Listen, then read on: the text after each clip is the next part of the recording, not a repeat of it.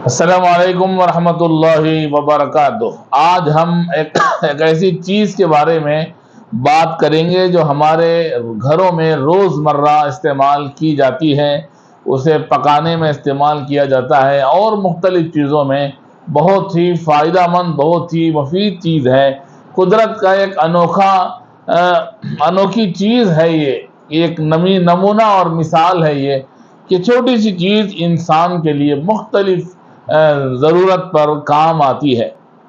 خاص طور پر آپ دیکھیں گے کہ ہلدی کا پودا جو تصویر میں دکھایا جا رہا ہے 2 فٹ سے 3 فٹ تک بلند ہوتا ہے، جس کا تنا بالکل مختصر، پتے گچھوں میں لگے رہتے ہیں اور جڑ جو دراصل زمینی تنا ہوتی ہیں چھوٹی اور دبیز ہوتی ہے۔ یہی جڑ جو گرہ دار ہلکے زردی یا گہرے رنگ کا ہوتا ہے، یہی جڑ ہلدی کہلاتا ہے۔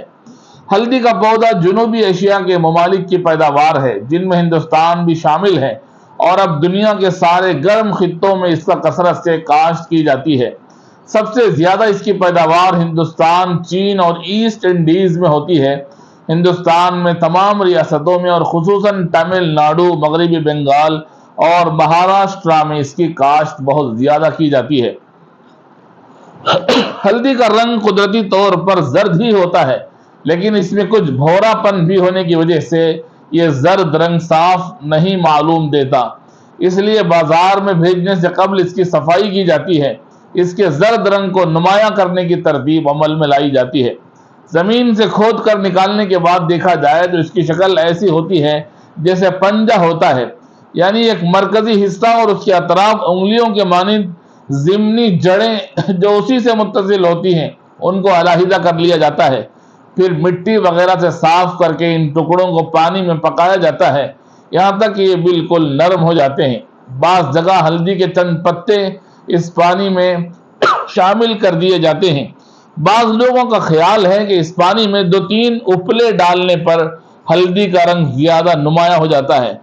پانی میں پکانے کا وقت بھی مختلف مقامات میں مختلف ہوتا ہے۔ کم از کم 20 منٹ اور زیادہ سے زیادہ 6 گھنٹے تک پکایا جاتا ہے۔ جب یہ ہلدی کے ٹکڑے آہستہ آہستہ پک جاتے ہیں تو ان کو ٹھنڈا کیا جاتا ہے اور کھلی ہوا میں پھیلا دیا جاتا ہے، اور تھوڑی تھوڑی دیر سے ان کو الٹ پلٹ کر دیا جاتا ہے تاکہ ہر حصہ خشک ہو جائے۔ اب ان خشک شدہ کپڑوں کو کسی کھردرے کپڑے سے کسی طرح رگڑ کر ان کا بالائی حصہ، اوپر کا چھلکا اتار دیا جاتا ہے۔ اس کے بعد اس کی پالش کی جاتی ہے اور پھر بازار میں فروخت کر دیا جاتا ہے۔ یونانی طب کی قدیم عربی کتابوں میں پیلی جڑیں کے نام سے ہلدی کا ذکر ملتا ہے۔ ہلدی کے اندر کچھ فائدے بھی ہیں۔ پہلی چیز، ہلدی اور چونے کا ہم وزن سفوف پانی میں پکا کر گرم مقام پر لگانے سے موچ کے لیے بہت ہی مفید اور عام گھریلو استعمال کی بہترین ترکیب ہے۔ دوسری چیز، ہلدی کو چہرے پر لگانے سے چہرے کا رنگ بھی صاف ہو جاتا ہے۔ تیسری چیز، ہلدی پسی ہوئی اور نیم کے پتوں کو جلدی امراض اور زخموں کے لیے فائدہ مند ثابت کیا گیا ہے۔ گندے زخموں پر باریک پسی ہوئی ہلدی بھی بہت فائدہ دیتا ہے۔ 2 گرام ہلدی کا سفوف تھوڑے نمک کے اضافے کے ساتھ کھانا کھانسی اور دمے کے لیے بہت ہی مفید ہے۔ ایک اور چیز، نزلہ زکام میں 5 گرام ہلدی کو 1 پاؤ دودھ میں جوش دیں اور پھر نیم گرم شکر ملا کر پی لیں۔ کتابوں میں لکھا ہے کہ یہ ہلدی خاص طور پر انسان بہت ہی فائدہ اٹھاتا ہے، اور شادیوں میں، شادی کے رسم و رواج میں بھی ہلدی کو ایک خاص اہمیت حاصل ہے۔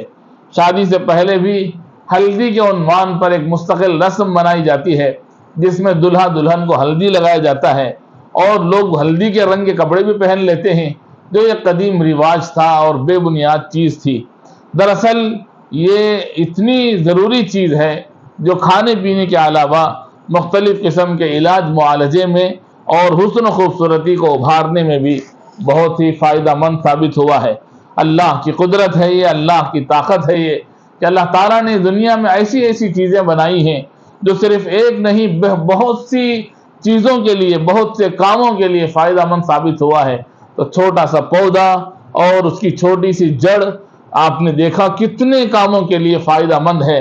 پھر وہی شعر یاد آتا ہے کہ نہیں ہے چیز نکمی کوئی زمانے میں، کوئی برا نہیں قدرت کے کارخانے میں۔ اللہ تعالیٰ کی اس عظیم قدرت کو دیکھیے اور اس چیز کی پیدائش کو دیکھیے اور اللہ کی قدرت اور بڑائی کو بیان کیجیے۔ السلام علیکم ورحمۃ اللہ وبرکاتہ۔